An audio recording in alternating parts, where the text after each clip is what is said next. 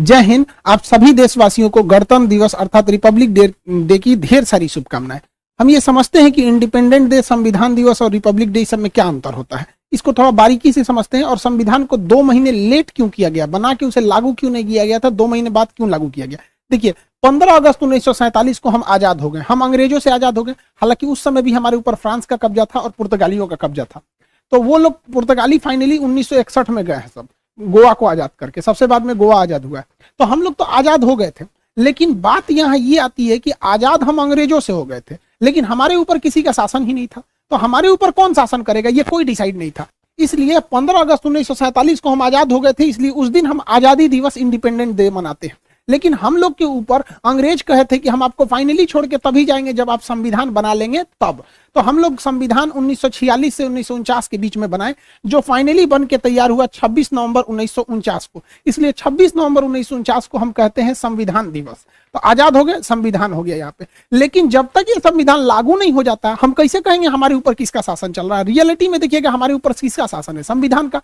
Supreme court, प्रधानमंत्री, राष्ट्रपति, नीचे से ऊपर तक सब संविधान के अधीन काम करते हैं। तो संविधान बन गया था लेकिन लागू ही नहीं हुआ था। इसे 2 महीना बाद लागू किया गया। 26 नवंबर 1949 से 2 महीना जोड़ेंगे तो वो 26 जनवरी 1950 हो जाएगा। जिस दिन संविधान लागू हुआ उस दिन हम लोग मनाते हैं रिपब्लिक डे। और रिपब्लिक डे का मतलब होता है भारत एक रिपब्लिक है, अर्थात यहाँ के राष्ट्रपति जो हैं वो खानदानी नहीं होंगे, वंशानुगत नहीं होंगे, बल्कि चुन के आएंगे। राष्ट्रपति और प्रधानमंत्री हम लोग के यहाँ चुन के आते हैं और इन्हीं लोग का हमारे ऊपर शासन रहेगा। इस वजह से जिस दिन हम आजाद हुए उस दिन को हम 15 अगस्त यानी स्वतंत्रता दिवस, इंडिपेंडेंट मनाते हैं। संविधान जिस दिन बनकर तैयार हुआ था कि उसको मनाते हैं 26 नवंबर को संविधान दिवस। लेकिन जिस समय हमारे ऊपर उस संविधान को लागू कर दिया गया, हम लोगों को संविधान के अधीन किया गया, उस दिन को हम मनाते हैं 26 जनवरी के रूप में, रिपब्लिक डे के दिन। यह हम टोटल मैटर ये समझिए कि इसे 2 महीना लेट क्यों किया गया था, ये समझना है। तो अब हम इतिहास में चलते हैं, क्यों इतना लेट हुआ था। एक्चुअली जब द्वितीय विश्व युद्ध चल रहा था तो उस समय इंग्लैंड को बहुत ज्यादा क्षति हुई थी। जर्मनी ने धो दिया था, लंदन पर 15 दिन 15 रात बिना रुके बम गिराया था। तो इंग्लैंड की जनता जो थी युद्ध से पूरी तरह त्रस्त थी। वहां कंजर्वेटिव पार्टी की सरकार थी, विंस्टन चर्चिल प्रधानमंत्री थे। उसी समय विपक्ष में जो थे लेबर पार्टी की थी, जिसके नेता थे क्लीमेंट एटली। तो क्लीमेंट एटली ने कहा था कि अगर हमारी सरकार आएगी तो हम भारत को स्वतंत्र कर देंगे। तो भारतीयों ने भी उनका समर्थन किया था और क्लीमेंट एटली की जब सरकार बनी तो वो भारतीयों को स्वतंत्र करने के पक्ष में आ गए। उन्होंने अपने 3 कैबिनेट मंत्री, आप देखते होंगे भारत में भी कैबिनेट मंत्री होते हैं, जैसे रक्षा क्षेत्र के कैबिनेट मंत्री राजनाथ सिंह है, विदेश मंत्रालय के कैबिनेट मंत्री एस जयशंकर साहब है। तो अलग अलग कैबिनेट मंत्री होते हैं। तो उन्होंने अपने 3 कैबिनेट मंत्रियों को भारत भेजा, जिसको 1946 में वो भारत आए थे, जिस वजह से इसे कहा गया कैबिनेट मिशन। अब ये कैबिनेट मिशन जो था इसमें 3 सदस्य थे। एक का नाम था क्रिप्स, अलेक्जेंडर और लॉरेंस। ये ट्रिक याद रखिएगा, एग्जाम में पूछता है। क्रिप्स, अलेक्जेंडर और लॉरेंस, ये 3 सदस्य थे। इसका लीडर कौन था, तो इसका भी ट्रिक है। एल से होता है लीडर, एल से हो जाएगा पैंथिक, लॉरेंस। तो लॉरेंस ही इसका लीडर था। एग्जाम प्रोस्पेक्टिव से इसे याद रखिएगा, डेट और किसमें कितने सदस्य थे। ये 3 लोग हैं, इन्होंने भारत को 3 बड़े काम करने को दिए। पहला, इन्होंने कहा कि आप अंतरिम सरकार बना लीजिए और अगले 5 सालों तक आप सीखिए कि सरकार कैसे चलाया जाता है। इसलिए आप देखिएगा हमारे यहाँ चुनाव, आजाद हो गए थे हम लोग 1947 में, लेकिन हमारे यहाँ प्रधानमंत्री का चुनाव हुआ 1951 में, बने प्रधानमंत्री 52 में। यानी ये 5 साल जो सरकार चली थी वो अंतरिम सरकार चली थी, हम लोग की ओरिजिनल सरकार नहीं थी। ये अलग टॉपिक है, इसको हम आपको एप्लीकेशन के क्लास में पूरा समझा दिए। मेन आते हैं संविधान पे। इसी कैबिनेट मिशन में इन लोगों ने कहा कि आप लोग अपना एक संविधान बना लीजिए, जब तक संविधान पूरी तरह से लागू नहीं हो जाता हम आप लोग की देखरेख करेंगे, जैसे लागू हो जाएगा हम चले जाएंगे। तो संविधान बनने की प्रक्रिया चालू हुई कैबिनेट मिशन के आधार पर। यहाँ पर 1946 से बने। अब ये संविधान कौन बनाएगा, तो इसके लिए इनडायरेक्ट इलेक्शन कराया गया, अप्रत्यक्ष निर्वाचन कराया गया और जो लोग चुन के आए थे उसे संसद के सेंट्रल हॉल में रखा गया। आज भी संविधान में आज भी भारतीय संसद में कोई परंपरा होती है, कोई शपथ ग्रहण लेता है या कोई विदेशी मेहमान आता है तो सेंट्रल हॉल में ही उसे बैठाया जाता है। तो सेंट्रल हॉल में बैठ के संविधान को लिखा गया था। संविधान सभा में जो इलेक्शन हुए थे, ये एग्जाम में अक्सर क्वेश्चन पूछता है, ये चुनाव अप्रत्यक्ष रूप से किया गया था। इसमें जब संविधान सभा में चुनाव चल रहा था तो 1946 में संविधान सभा का जो गठन किया गया, उस समय 389 सदस्य थे, क्योंकि उस समय अखंड भारत था, ना बांग्लादेश टूटा हुआ था, यानी पूर्वी पाकिस्तान भी नहीं था और पश्चिमी पाकिस्तान भी नहीं था।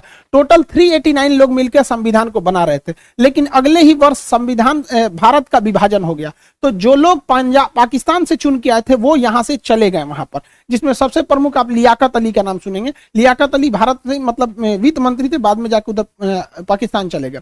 1947 में जब देश का विभाजन हुआ तो 1947 में देश का विभाजन के बाद केवल 299 सदस्य ही बच गए, ये याद रखिएगा। और यही लोग मिलकर पूरे संविधान को आगे बताते गए। 47 में लिखा गया, कुछ 48 में, 49 में।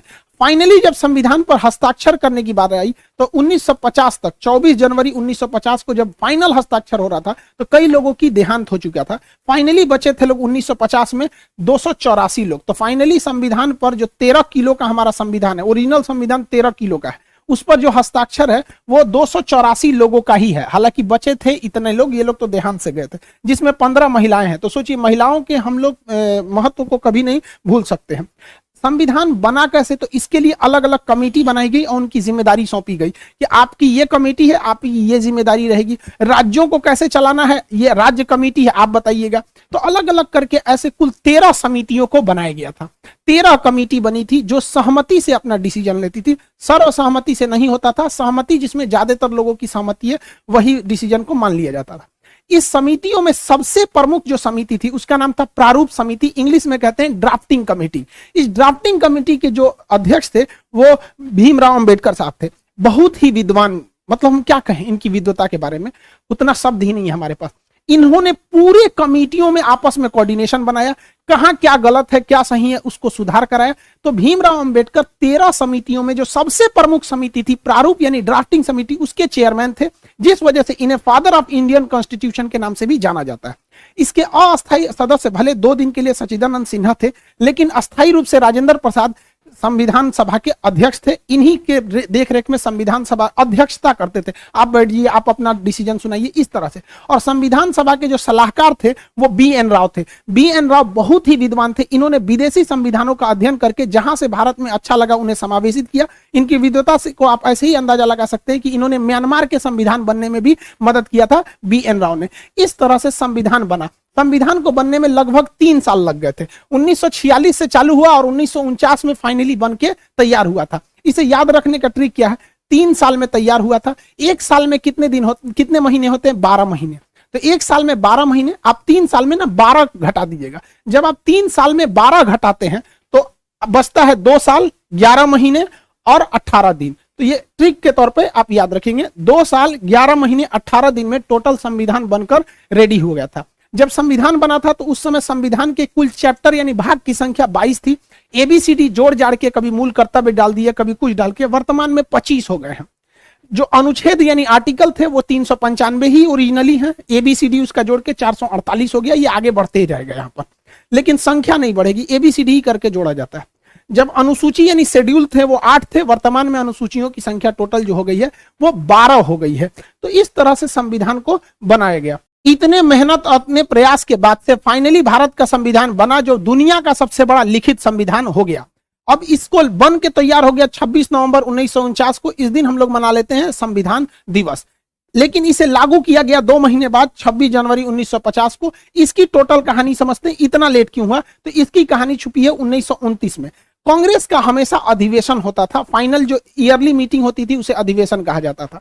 तो कांग्रेस का इसी तरह से लाहौर अधिवेशन हो रहा था दिसंबर 1929 को। साल का अंत चल रहा था। दिसंबर 1929 को उसकी अध्यक्षता पंडित जवाहरलाल नेहरू कर रहे थे। इन्होंने कहा कि अब हमको अंग्रेजों से झुकने की जरूरत नहीं है, अब हम 1 इंच भी जमीन से समझौता नहीं करेंगे, हमें टोटल इंडिपेंडेंट चाहिए। पूर्ण स्वराज की मांग कर दिया था रावी नदी के तट पर जवाहरलाल नेहरू ने। और उन्होंने कहा कि हर भारतीय अब इनको जगना पड़ेगा, अब हमें अंग्रेज आजाद करेंगे। और उन्होंने कहा कि ये तो दिसंबर महीना चल रहा है, 2 दिन मतलब ये साल खत्म हो गया 1929। उन्होंने कहा कि जो 1930 आ रहा है तो आगामी 1930 में जो आखिरी संडे रहेगा उस दिन हम लोग अपना तिरंगा झंडा लहरा देंगे, अंग्रेज आजादी दे चाहे ना दे। तो देखिए हम 1930 का ये कैलेंडर खोले हैं, आखिरी संडे 26 जनवरी को पड़ रहा है। तो उन्होंने घोषणा कर दिया था कि ये दिसंबर 1929, दिसंबर तो खत्म हो गया, 1929 खत्म हो गया, यानी 1930 का जो जनवरी महीना आ रहा है उसका आखिरी संडे को हम लोग तिरंगा झंडा लहरा देंगे और अंग्रेजों से कहेंगे भाड़ में जाओ साले कुत्ते तुम लोग, हम लोग आज से स्वाधीन हो गए, हम लोग आज से स्वाधीन हो गए, अपने अधीन है, अंग्रेजों के अधीन नहीं है। हालांकि आजादी नहीं मिला था, लेकिन इसे हम लोग मिनी आजादी कहते हैं,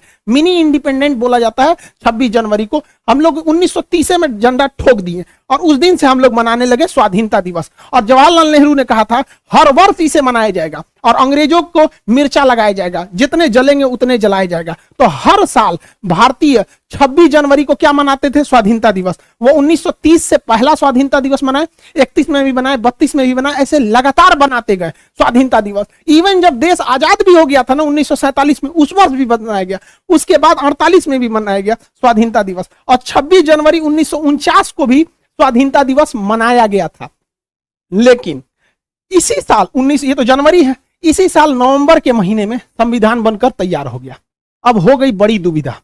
देखिए, स्वतंत्रता दिवस तो अपने जगह पे है कि हमें उस दिन अंग्रेजों से आजादी मिली थी, इसमें कोई दिक्कत नहीं है। लेकिन जब संविधान इसी साल बन के तैयार हुआ 1949 में ही, क्योंकि ये तो पहला महीना है और ये 11वां महीना है, तो हम लोग ने स्वाधीनता दिवस मनाया था कि हम अपने अधीन हैं।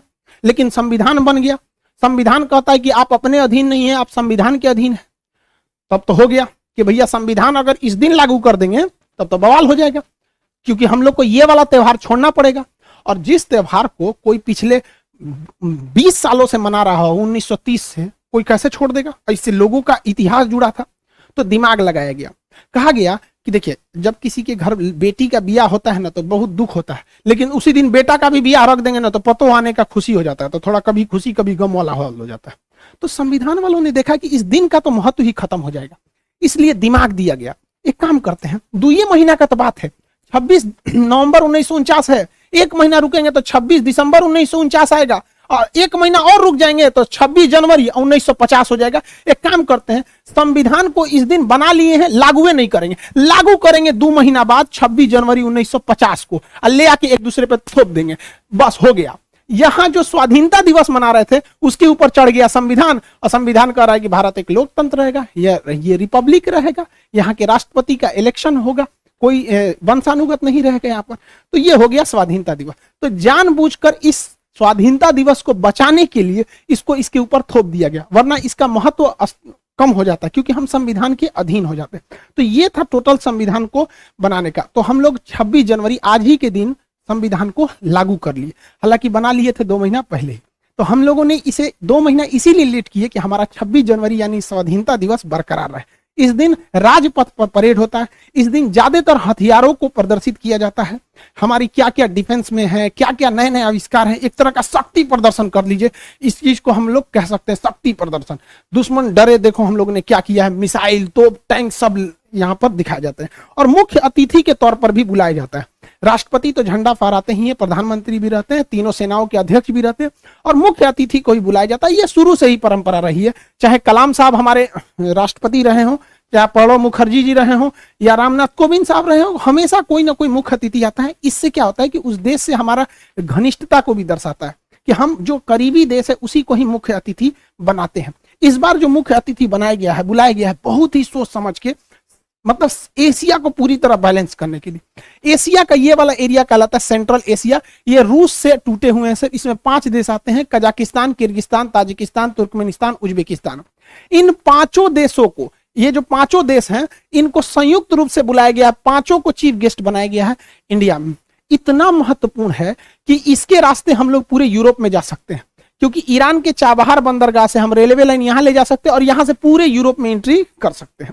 तो ये सेंट्रल एशिया से हमारा रिलेशन बनाना बहुत जरूरी है। सेंट्रल एशिया इतने महत्वपूर्ण है, ये आप अंदाजा लगाइए। इस्लामिक ऑर्गेनाइजेशन की जो मीटिंग हो रही थी पाकिस्तान में, तो इन लोगों ने उसकी मीटिंग छोड़ के भारत की मीटिंग को अटेंड कर लिया। चाइना इससे इतना डरा हुआ है कि आज 26 जनवरी को ये लोग मुख्य अतिथि के रूप में हैं। चाइना कहा कि आप हमारे पास आइए ना 25 जनवरी को, तो ये कहा कि कौन सी खिलवाड़ समझे हैं, हम चीफ गेस्ट बने हैं, कैसे एक दिन में वहां चल जाएंगे, यहाँ चल जाएंगे, नहीं आ पाएंगे। तो चीन कहा कि ये तो गड़बड़ बात है, ये तो भारत के फेवर में चल जाएगा, सब गड़बड़ हो गया। कहा कि ठीक है, हम लोग जूम पे मीटिंग कर लेंगे, वर्चुअल मीटिंग। इतना डरा हुआ है। तो बहुत बेहतरीन मतलब फॉरेन पॉलिसी भारत की जा रही है, ये अच्छी बात है हमारा। तो आप ये समझ गए कि हम लोग को आज़ादी कब मिली थी। आज़ादी मिली हम लोग को 15 अगस्त 1947 को। देखिए इस दिन देश बना नहीं, इस दिन देश आज़ाद हुआ। हालांकि कई लोग का 1498 में वास्को डी गामा भारत की खोज नहीं किया था, भारत पहुंचने वाले रास्ते की खोज किया था। भारत का कोई व्यक्ति नहीं बता सकता है कि भारत का प्रारंभ कब से हुआ, कोई नहीं बता सकता है, इसका कोई आरंभ नहीं है। हाँ, पाकिस्तान का जन्म जरूर हुआ था 14 अगस्त 1947 को। इससे पहले पाकिस्तान का कोई इतिहास नहीं है। पाकिस्तान के इतिहास की किताबों में यूरोप का इतिहास पढ़ाया जाता है, क्योंकि इनका अपना तो कोई इतिहास नहीं। तो पाकिस्तान का इस दिन जन्म हुआ था और हम लोग को इस दिन आजादी मिली थी। तो जन्म और आजादी में अंतर होता है, हमारा जन्म नहीं हुआ। गीता में भगवान श्री कृष्ण ने कहा था कि जिसका जन्म हुआ है उसकी मृत्यु निश्चित है। देखिए हम और आप गलत हो सकते हैं, गीता की बात तो गलत नहीं होगी। चुट्टे का जन्म हुआ है, इसकी मृत्यु निश्चित है, वापस आएगा ये भारत में यहाँ पर, और हम अखंड भारत हो जाएंगे। ये हम लोग की भी कामना है।